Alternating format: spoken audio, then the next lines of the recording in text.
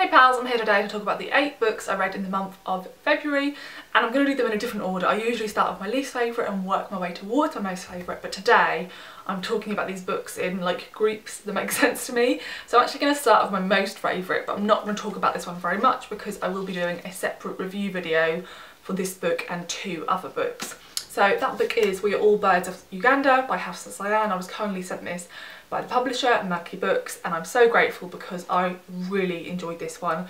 I just sped through it. I really wanted to be with the characters. I thought it was a phenomenal debut. I really hope to see this on the Women's Prize longlist and the Delac Prize longlist as well, which are both being announced in the next few days. Very exciting. And as I said, I'll talk about this book more in a separate video where I'm talking about 3 novels all set in and around Uganda. So I highly recommend it, but if you want to hear more, you can see that video in a few days. And then 3 more books that I think are also eligible for the Women's Prize. I read 3 novels that are all set in Ireland. One of them I listened to on audio, and that is The Pull of the Stars by Donoghue. I have been meaning to get to this book because I particularly love historical fiction that's focused around like women's issues and constraints on women's freedom in historical times. This is set just after World War I in Dublin, and we follow a young woman who is a midwife, and we follow her for only 3 days actually, which is something I didn't realise before starting the book, as she works in a ward that's specifically for mothers who also have what they called at the time the Spanish flu, we know as influenza, and she's trying to keep these mothers alive but also safely deliver their babies. And the novel starts when she goes into the ward and realises that the ward sister has been taken away somewhere else and she has to run this ward by herself with no trained assistance, and she is sent a volunteer called Bridie, and you follow them over these few days. You really get to know the woman of the ward, you really get to know the midwife and Bridie, and you also really get to know a few other characters who I found really interesting for different reasons. I really enjoyed this book. I thought it was a super strong historical fiction, very beautifully written, really excellent character study. This is very slow, it's very focused on the small details. You're told lots about, you know, when people are fed, when they're cleaned, you know, when they're given certain medicine. So it feels quite arduous, but in doing that it really makes you aware of what it would have been like for midwives of this time, trying to, you know, get through the day, do this insanely long shift with very little food or breaks, if any, and try and keep all these people alive and well. And I thought it was wonderful. I really enjoyed watching the relationships build. I found the connection really believable because Nurse Julia and Bridie, okay, they only know each other for a few days, but I was even thinking back to, you know, a lot of people will probably feel the same about this. When I started university and you meet the people who you become friends with, it's a really close connection because you've left everything you know, you've left all your friends behind. You know, a lot of people move away to university, I did, and you sort of have to throw yourself in there. And so you make connections with people super quickly, and after a week you feel like you've known people for a year, and that's just like starting university. I can't imagine what that bond would feel like if you're working together trying to keep people alive. So I thought it was a really excellent character study and a really great look at the historical detail of the time, particularly to do with women's issues and issues to do with poverty in Ireland and how that was affected by religion and politics. So I'd highly recommend it. I'd really like to see it on the Women's Prize longlist. And this next one I have an advanced reader's copy of because I was very kindly sent this one from the publisher, and that is The Art of Falling by Danielle McLaughlin. So I previously read her short story collection called Dinosaurs on Other Planets and I really enjoyed it. So when I heard she had a novel out, I thought I would give it a go. Now the premise of this is something that doesn't super interest me, and I think actually that did carry through somewhat to how I felt about the novel. So I gave this one 3.5 stars and I certainly enjoyed it, but I'm not into novels that have art as a central theme. It's something that just turns me off. I am not somebody, I would like to be able to be somebody who could spend time walking around a gallery and really enjoying it, but I have yet to have done that. Like, it's not something I've experienced and particularly enjoyed. Can't say I've tried very hard either, to be honest. And so because of that, when art and galleries and that sort of culture is a central part of a narrative, I find it a little bit tiresome. So I knew that going in because of the author. I thought I'd give it a go. So in this novel we follow a woman who is working at an art gallery, and she's the sort of leading curator, I guess, on a large exhibition they're having to do with a a deceased male artist and his body of work, and they have found a sculpture he did called the chalk sculpture, I think, that was thought to be lost, and they're trying to reinstate it in the gallery, and they're trying to find out much more about him. So she is meeting with his surviving wife and daughter and interviewing them and trying to get to grips with his history and how the chalk sculpture came to be. But when the novel opens, we know that our protagonist has got a lot going on in her personal life as well, because she recently found out her husband was having an affair with, and this is confusing, their daughter's best friend's mother. Are you following that? It's just one of those complicated things. So it's become very awkward because their poor daughter obviously loved her best friend, but feels that they now can't be best friends because, well, their parents were having an affair. So the mother's decided to stay with her husband, and the daughter's sort of blaming her for it, and she's in this really complicated situation with that. And then following that, she is contacted by a woman who says, I actually helped make the chalk sculpture and I know lots of secrets about this famous artist which would probably ruin your gallery, and you know, I want this brought out because this is a perfect example of how men are lauded. You know, this is a really interesting commentary, even though, like I said, I find art a bit something I'm not really interested in. I found that I was reading the first half of this and it was easy to read, but I wasn't super compelled to go back to it. I felt like it was a solid novel, but not one to be particularly excited about. But I will say, once I got to the last 100 pages, I did feel much more compelled. Another sort of narrative comes in, so you're almost following two secrets. You're following a secret to do with her personal life and a secret to do with this artist's personal life. And you're watching the protagonist's trial to deal with both of them quite poorly, in all honesty. So it's pretty interesting, and it does build at the end to this crescendo. But what I really enjoyed about both the secrets, which I won't spoil, is their commentary on, particularly the one to do with the artist, commentary on women's voices being lost. And you know, there's lots of examples we have of famous successful men who are credited as being the people who are entirely responsible for their success. And behind every successful man is a great woman in the wings, and this is a really strong commentary on that, and how as a culture we don't try and disrupt that, we sort of go along with it because of the strength of the patriarchy. And then the personal sort of secret I found to be a really interesting commentary on what a man can get away with in a relationship, and we see as it's just what men do, it's forgivable, and how a woman can do something that's perhaps not even as bad as what the man did, but yet we judge them much more harshly. We judge mothers much more harshly than fathers. We think their responsibility to their child is much higher. So actually, I felt there was a lot of really interesting discussions going on with this one, but it just didn't give me a massive, like, wow, I really enjoyed that. So I'd say, like I said, this is a 3.5-star novel for me. If you think that sounds interesting, definitely pick it up, and I will look out for whatever she releases in future. Like I said, I think for me, if this had been about something other than art, I'd probably have enjoyed it a bit more, but that's just my personal preferences. So there's that one. And then this next one is like super toxic and was a very difficult read, but one I'm glad I read. And that is Acts of Desperation by Nolan. I was also kindly sent this for the publishers for an honest review. And yeah, I gave this 4 stars. I can't say I enjoyed it, but I admired it and I'm glad I read it. Would I recommend it? It's a really difficult one to recommend because it's got an awful lot of trigger warnings and it's pretty fucking bleak, okay? So this is a contemporary novel. We follow a young woman, and there's sections that are written in 2019 as she is in Athens, and she sort of moved on from this awful relationship, and then there's sections that are written sort of 7 years earlier while she begins this relationship and is in it for a few years.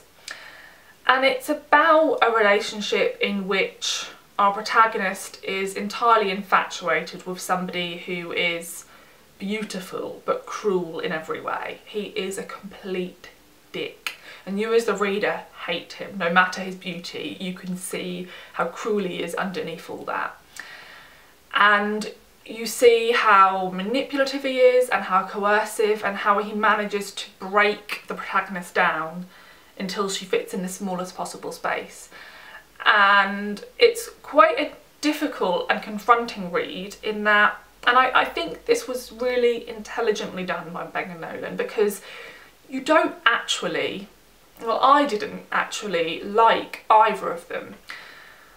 I felt sorry for the protagonist, but I think I've been fortunate enough that I was, I'm just going to put the book down for a second because I'm not, I was raised by my mum. My parents divorced when I was 11. It was a very messy divorce, and I was raised very much from that point on, like, men are dicks, cannot be trusted, look out for yourself and never rely on anybody else, and never be with somebody just so you're not alone, right? So I just never really had that mentality, which was obviously very fortunate of me.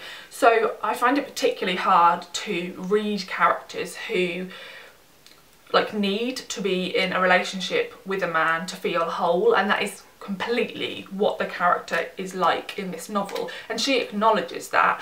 So I think you as a reader will bring different things to this novel. I think if you're like me, it's a super interesting novel, but yet I can't relate, like I can't understand that pinning of everything you are onto somebody else, because it's just not something I could see myself doing.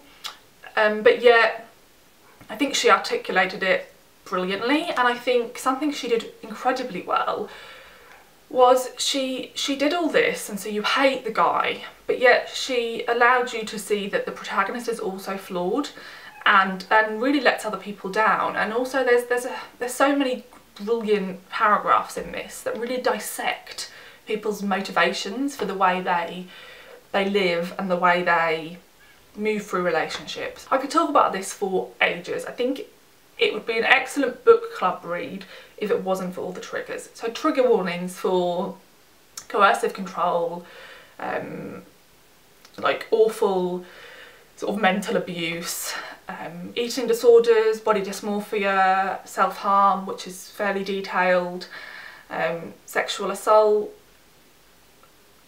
alcoholism. There's lots of like not very nice things in this novel, and as I said, there's just scenes where she makes herself really small and sort of desperate for him, which are really hard to read. No matter what background you bring to the novel, they're difficult to read.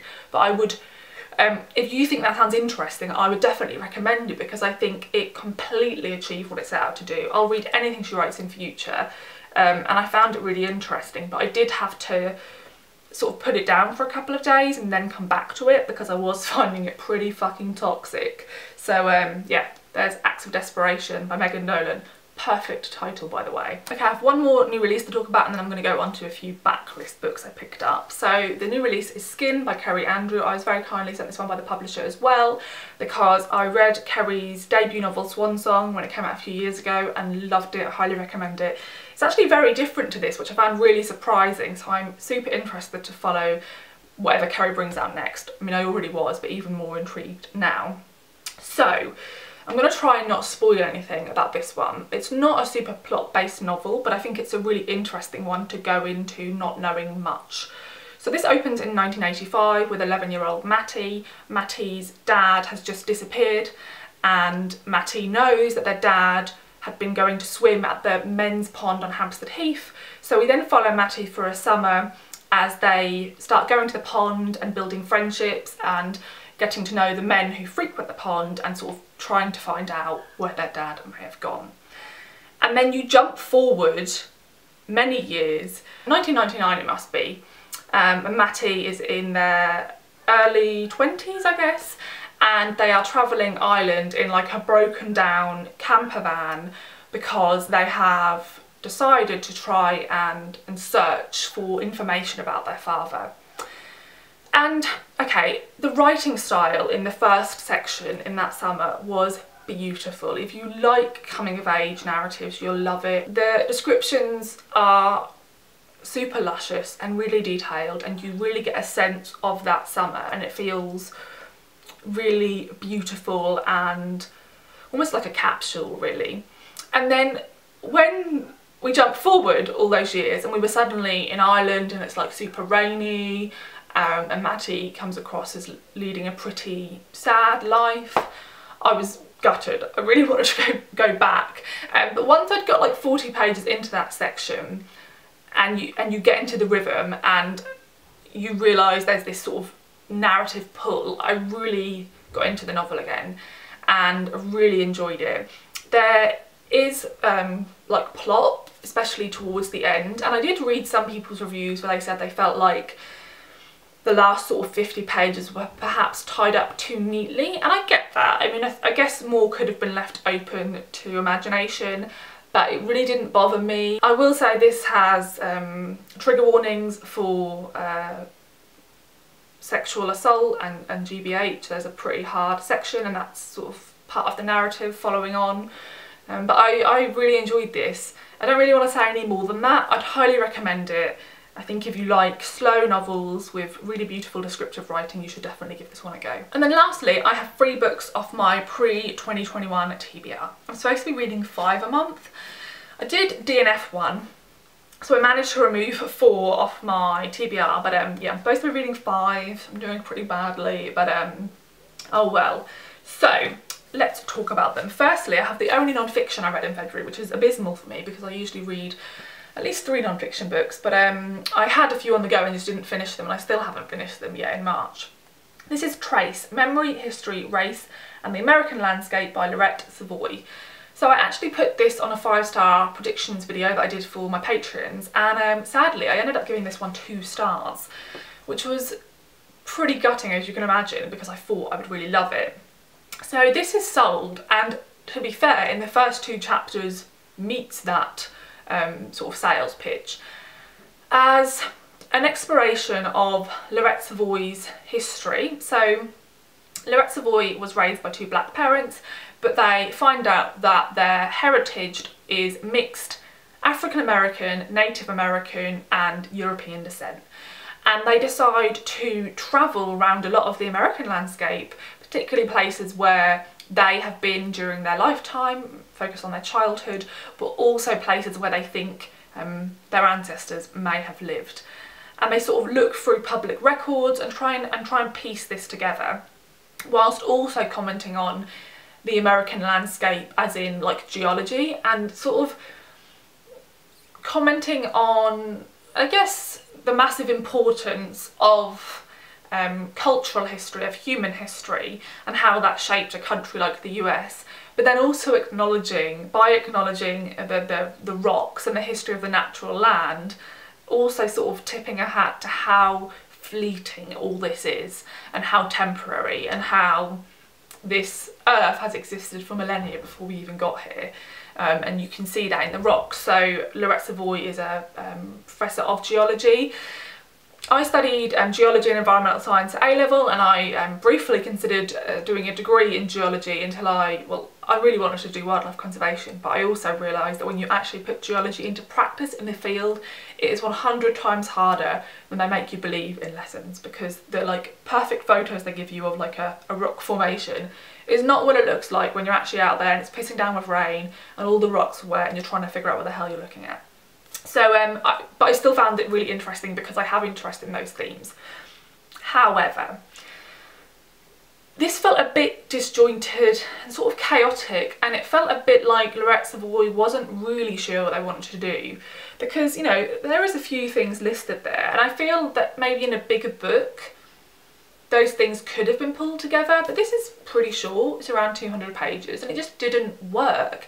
There'd be chapters at the start really focused on Lauret Savoy's childhood and commenting in beautifully descriptive writing about the natural land and the impact of that, and how they feel more at home on the west coast than the east, but how their father, as a black man in that time period, felt much more free and able to progress on the East Coast, and I thought that was all really interesting.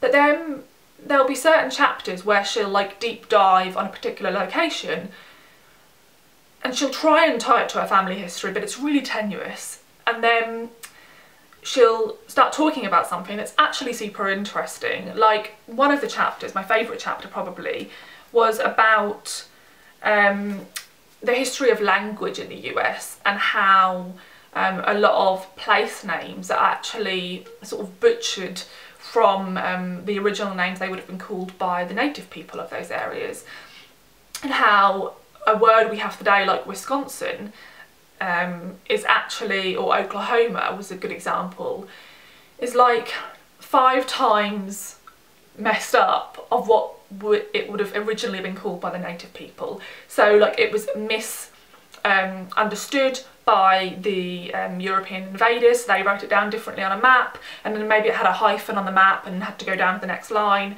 and when the next people copied the map they missed the bit underneath and just took the top bit, and then they made it sound more French, or they made it sound more English, and we end up with these words we have now, but actually those words have such a deep history. And I thought that was really interesting, but I wouldn't recommend this because I think it's very messy, and I think it's very clear she just had certain things that she thought was really interesting and she just tried to find a way to fit it in, and it didn't really make sense in terms of the narrative. So I think had this been a much bigger book, and had this had a stronger editor and more of a clear narrative choice, I think this could have been excellent, but sadly I just ended up finding it quite messy. And then we have a middle grade book, and that is Hurricane Child by Kacen and Callender. I picked this up because I heard lots of people talk about it really positively during last year's Caribathon. This is a book set in the US Virgin Islands, and this is set on one of the smaller islands. We follow a young child whose mother has gone missing over a year ago, so it sort of has similarities to Skin, and this child is trying to find their mother, and they keep seeing what they think might be spirits, and they think one of the spirits in particular is like a bad omen and is perhaps the reason their mother has disappeared. And at the same time as they're trying to come to terms with this, a new girl joins the school, and they develop this really close friendship which becomes a bit fraught because of reasons. So I found this had some really serious topics for a middle grade novel. Lots of commentary on identity, to do with gender and to do with skin colour. Our main character is very dark skinned and she's treated very poorly by her teachers and her like fellow students because of that. And also lots of commentary on, again, what we expect from a mother versus a father, and also how like thinking you've been abandoned at an early age by the person you love the most really affects your confidence and your security. For all that was really interesting. I found it really interesting watching what it would be like, or what it is like, to live on a small island and have to like get a speedboat every day to even go to school or to go to church. I loved all that. I gave this 3 stars because I just felt that this didn't super transcend its age range. I think this would be a phenomenal book for, you know, the 9 to 12 age bracket, because it talks about lots of really serious themes and handles them really well. But I didn't think that as an adult reader this really sung to me. So yeah, I would recommend it to, you know, the age range it's written for, and definitely think it would be really good for them. And then lastly we have Lara by Bernadine Evaristo. This is her first novel and this is written in verse, and this is sort of an autobiographical novel. The character Lara is sort of based on Bernadine Evaristo. So the first half of this novel I definitely enjoyed more. The first half is building up to the point when Lara was born, and we go back from when Lara was born in the 1970s all the way back to the early 1800s, I think. So we go back lots of generations, but on the maternal side. So Lara's father was from Nigeria and Lara's mother was mixed English, Irish and German heritage, and we follow that history to see how that came to be and What I found really interesting about this novel was that I think if you have a limited knowledge of British history, this is a good in, because, you know, it touches on a lot of things that happened during that 200-year period, and it also really well articulates how awful the English were to just anyone other, because the Irish are treated abysmally, then the German people who lived in England pre-World War I were then treated awfully when World War I started, and then obviously there's commentary on how he treated anyone of colour. So Lara's father is obviously treated horrifically because of that. And so Lara's family history is really built on oppression from the English, but Lara herself is English. So I thought all that was really interesting. You know, I'm never really sure how I feel about novels in verse. I would rather this had just been a novel. There was points where I wasn't really sure about the rhythm, and every now and again I'd be slightly confused, but I think if you read more poetry than me, you probably wouldn't struggle with that. And then the second half follows on from the point when Lara was born, and sort of grows up and wants to know more about her Nigerian ancestry, and her father doesn't really talk about it. And so sort of through Lara trying to find out more, we then find out more, and we do then sort of go back in time and find out about the Nigerian history, and that was also fascinating because actually Lara's ancestors on the Nigerian side were kept slaves in Brazil. So you sort of travel all over the world in this like quite short novel. So I gave this 3 stars in the end because I thought it was really interesting historically. And like I said, I really enjoyed the first half, and I also really enjoyed the sort of chunk where we focused on the Nigerian ancestry, but I wasn't really mad for the sections that were actually about Lara growing up, and I would just rather this wasn't written in verse because I don't know how much that actually added for me. So yeah, but I would definitely recommend this, particularly if you want to learn a bit more about British history through a, like, you know, fiction narrative, because this does offer that. And obviously I just really enjoy the themes that Bernadine Evaristo chooses to focus on. Thanks so much for watching. Do let me know if you have read any of these books or if you plan to, and also let me know what you read in February and what you enjoyed the most compared to what you enjoyed the least. And if you listened to any good audiobooks in February, I would always like to know. Thanks for watching, and I'll see you in the next video. Bye!